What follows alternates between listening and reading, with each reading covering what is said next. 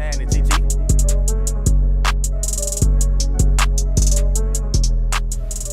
Hitting is complex, and I can make it simple. Let's go. So this is the ankle band load drill. So I've got this resistant band that I'm gonna put on my ankles, and we're gonna use the Tanner T hitting deck. And so with this right here, it's gonna really help us to make sure that we're not striding too far. Striding too short sometimes can be an issue for some hitters, but the main thing is making sure we're not striding too far. And then the Tanner T hitting deck is gonna really make sure with the numbers on the side to give us the numbers to make sure we're not going too far, but also to make sure we're staying in a straight line.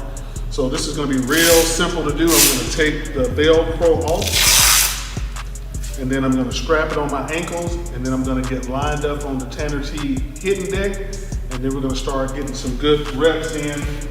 So while I'm doing this, remember that the load is my hands triggering back and my front foot striding forward. Both of those together equal my load. So this resistance band right here, I mean, this thing is pretty tight, so I gotta really make sure I'm strong. And also what it's gonna do is gonna help me to build my hip flexors.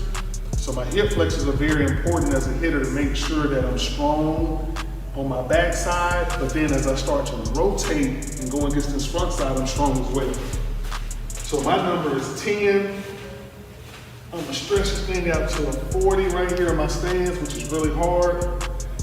I don't have a bat in my hand, but I'm gonna work on my trigger going back and then stride. Oh man, I got there. I went from 40 to 44, which is 4 inches.